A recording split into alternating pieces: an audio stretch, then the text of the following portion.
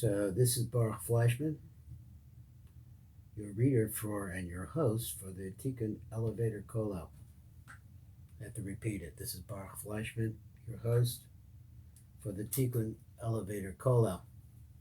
Today, the sun is in Kislev, and this is the 6th in our count of the month of Kislev. If you look at my little thing here, I have the moon is moving as well. The moon is now in the constellation of, I think it's Aries. The constellations are moving too.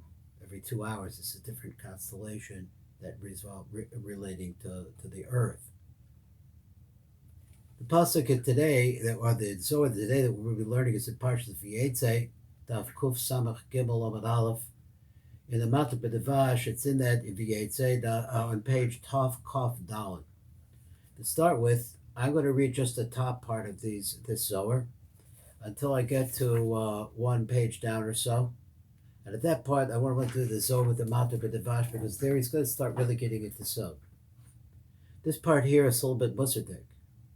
It says like this: V'yatzeg es hamaklos. This is referring to the time when Yaakov was getting blessed by Hashem as a result of some kind of apparatus and setup that he made at the time of mating for the goats. The goats and sheep, they mate usually in the fall, and then they give birth at Pesach time. So it's really right after Sukkot they mate, and then after that they get ready 5 months later. It's just like the winters of mine in yeshivas.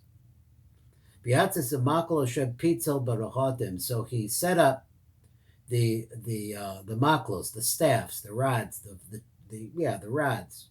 Hashem pizza that he peeled them in Baruchatim at the place where the water channel was. So now it says like that's a translation I got out of the Sansino. Pasuk Rebbe Elazar V'Rambam. So Rebbe Elazar says like this is a pasuk over here. Mishlei im chachamta loch, v'latzta levadcha tisa. If you're smart, if you work in chachma, this chachma will come and belong to you. V'latzta, but if you scorn, levadcha tisa, you will bear this by yourself. Im chachamta loch. So what does that phrase mean? It says Tachazi, come and see. Those people who make mistakes in the world, let's say call them the sinners. Who are they? They're the people who don't know Torah, and they don't pay attention to it either. And then, when they do look at it, begin to because they have no bina, really understanding ability to understand what it is. The words of the Torah seem to them as if all these are just empty words with no purpose. Begin to and this is all because that they themselves are empty. They don't have das and they don't have bina. They don't really understand what's flowing to them and what it means. The hall called because every single word, all the words of the Torah, all of them are precious and illustrious and tremendously high. But every single word is written on that. It is the glory for those who are able to get into it. And all of the things that you want in the world, the Cadillac or the big car or the big house or the beautiful this or that, all of those things are nothing compared to this. So all the people who are fools, people who have closed hearts, God, Haman Miladoraisa, when they look at words of the Torah, lo dai long de lo yadai, it's not enough for them to say, well, I just don't know what's going on here. Ela deinan amre deinhum milin pegimi, but they say these words are all flawed. They don't mean anything. Mila de lis behuta alta, there's no purpose in this. It's old stuff, forget about it. Vailon kad miaspa alon kudrabarecho. So woe to them when Hashem is going to make a claim on them. But albona doraisa, the fact that they insulted the Torah. Vis anshu onosha the marde b'marechem, and these people will be punished in their rebellion because they rebelled against their master. Micah said, so what does it say in the Torah? This is a quote in the Devarim. Hilol davar reikhu mikam. It is not an empty thing for you. The ihu reik, and if it comes out to be empty, mikam ihu, it's empty because of you.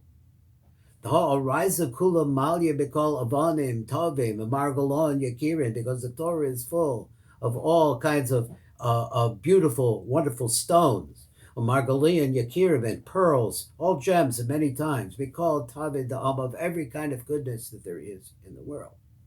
Kamada atamar, like you say, like this. All of the things that you desire that were going to be anything to you. So